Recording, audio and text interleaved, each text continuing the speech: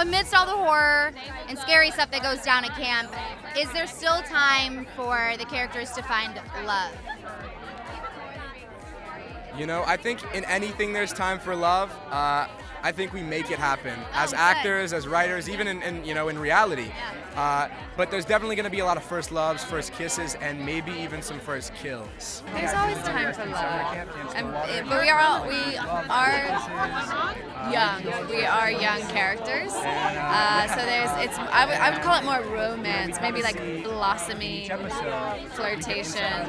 I'm terrified. I'm like doing my homework for this show at night, and I have to turn on the lights because it freaks me out. I think though it's a thrill. Like what I've noticed while filming is when I go to this very scared place, like afterwards, I'm like, it feels like I was on a roller coaster. Can you tell us any one thing, big or small, anything at all, that goes down this season on the show? Hi, how are you? Hi. I will say that people die. That's pretty big. I can tell you that it takes place in 1989, which was the height of the satanic panic in America. So you can look for a lot of weaving in of that into the show. Human sacrifice. Sounds horrifying. Yeah, literally. human sacrifice, but also canoeing. Oh, All right, there you go. With a catchy soundtrack. There's a bonfire and not necessarily s'mores that go with it. I was like, ooh, s'mores I and know, hot chocolate. that sounds so like lovely and romantic almost, but no. There is some sort of possession. Ooh, I haven't heard that before. New answer. There's possession.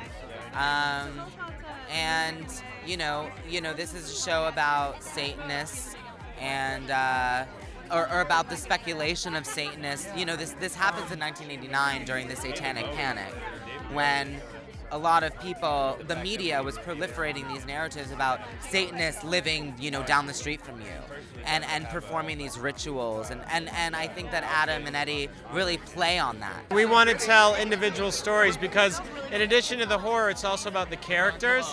So, if someone's going to die, we want you to cry about it. We don't want it to just feel like, well, that's number two. What we hope to do is to scare you and also make you cry. Fans are going to be able to relate to the characters, and not just one character, but all of them. It's like there's parts of each character that I think are going to pull at people's heartstrings. And on top of that, it has this mystery, intrigue, and thrilling horror element that is going to keep them wanting to know more. My character is Jason, also known as Blotter. He's a happy-go-lucky former camper at Camp Stillwater, and he's really excited to kind of reunite with all of his old friends, and he tends to be the one that makes everyone happy and distracts them when all the weird things happen all summer. Blair is, first of all, his name is Blair.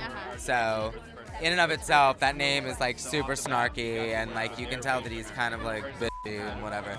But he's kind of like your quintessential gay best friend.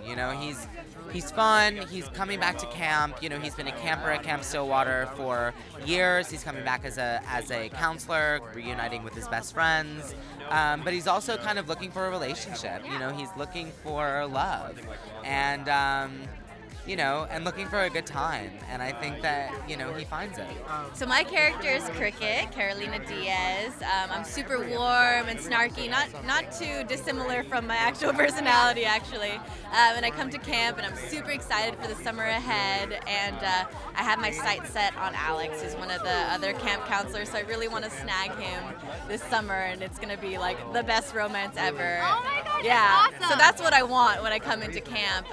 But I'm also kind of dealing with the reality that isn't really matching what's going on internally, and internally I'm struggling with a lot of insecurity and issues and need for acceptance and validation, and you'll find out more specifically in my backstory episode, which is episode 3. Alex Powell, he comes off as the preppy, kind of confident guy of the group. There's going to be a lot of judgments, I think, about him immediately, that, he's a bit douchey, but we really didn't want him to come off as that. And you'll find out through his backstory in episode 2 why he puts up this facade and why he acts the way he does. Now, if you were to give advice to anybody that was going to go to Camp Stillwater, what would you tell them before they go? be careful, don't die. Just watch out and don't go out alone at night. Choose your friends wisely. Don't go. Tell the fans why they're going to love the show and what you guys have really created here. I think it represents everything we love about summer, right? The freedom, the possibility, and, the scares. On the left, we have the craziest Pretty Little Liars fan theories of all time, and on the right, what we know about PLL Season 7.